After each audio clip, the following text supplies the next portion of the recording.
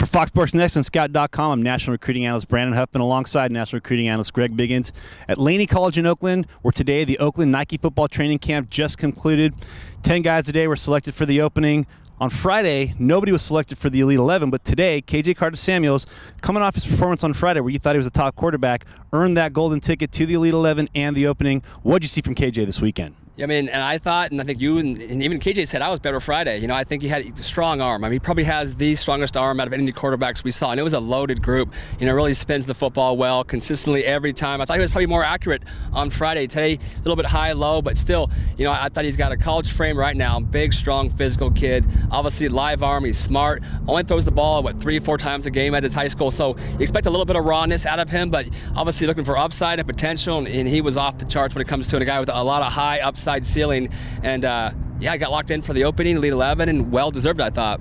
A couple other quarterbacks who stood out: Morgan Mahalik, who's headed to Oregon; Ricky Town, the underclassman from St. Bonaventure; Manny Wilkins; Keller Christ. Some of the other quarterbacks that stood out at the running back position. We all thought that Joe Mixon was going to walk away with the MVP award. He did get an invite to the opening, but it was Nick Watson from Corona who won the MVP. What did you see from the running backs today? Yeah, I mean, everyone, and Joe, obviously Joe's gifted. You know, I heard just one-on-one, just tearing people apart. Same thing when he went to the half skelly. But yeah, Nick, you know, kind of a smallish kid, but short, I should say, not small. I mean, he's a thick kid. Just guys could not put a hand on him. I mean, linebackers, you ask them, hey, who was the guy? And they'd all say, I don't know what his name is, but he's a guy over here from Corona High School. So, you know, look for, you know, him to kind of get on the game of the name of the map. Jordan James obviously came out of Corona High School, and another guy who kind of looks similar.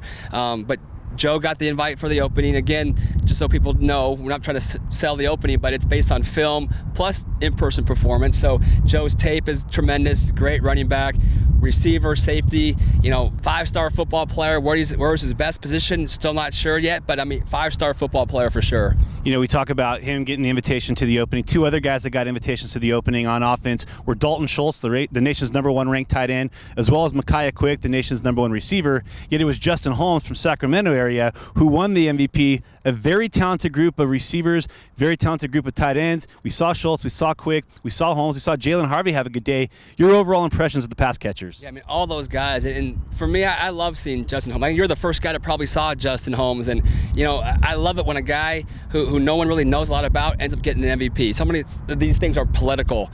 And obviously, you know, Micaiah Quick deserved to get the opening. I mean, again, it's based on film plus performance. He was great. Coaches loved him. You know, people sometimes will knock Micaiah and say, oh, bad attitude. They loved him. Coachable, loved his hands, loved his route, they loved everything about him. But as far as the most consistent guy, that was Justin. You know, Justin's a big physical kid. You know, straight line speed is there, strong hands.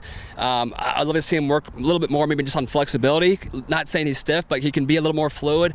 But he had a great overall camp, and I thought he definitely deserved that. Dalton Schultz he's so good. I mean, he was half scaly period. He was just turning guys around left and right. I mean, he's a college route runner right now. And what is he, 6'5", 6'6"?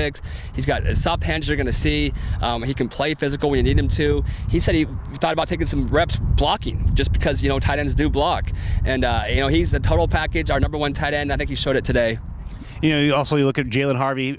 I thought that he probably had the best performance on the side of the field that I was on. Definitely an animated player. He likes to have fun. I think he gets overlooked a little bit by DJ Calhoun and Adarius Pickett at El Cerrito, but Cal's getting a good receiver in the Bay Area product. On the offensive line, you know, there wasn't the star power maybe that there was in Los Angeles where you had Damian Mamman, Viana Talimavo, but Cami Delp, who actually trains with both those guys as part of a really strong group of offensive linemen in Southern California. He was the O-line MVP. He was also invited to the opening. A versatile lineman. He's got offers to play on the offensive line, the defensive line. Really the star today of the offensive line. Give me your impressions of the big men. Yeah, I mean, he was good. He was playing with guards, and I mean, strong, real physical, great core. Just, I mean, he sits, kind of using a lineman term. You know, he gets in the stance, and you can't push him around. He's got those long arms. He's tough, and I think the one thing you have to be, the one skill that has to translate to college is toughness. You know, you can have the best feet and long arms, but if you're not tough, you're not ever going to play. And he's a tough, mean kid, plays with that little bit of an edge to him.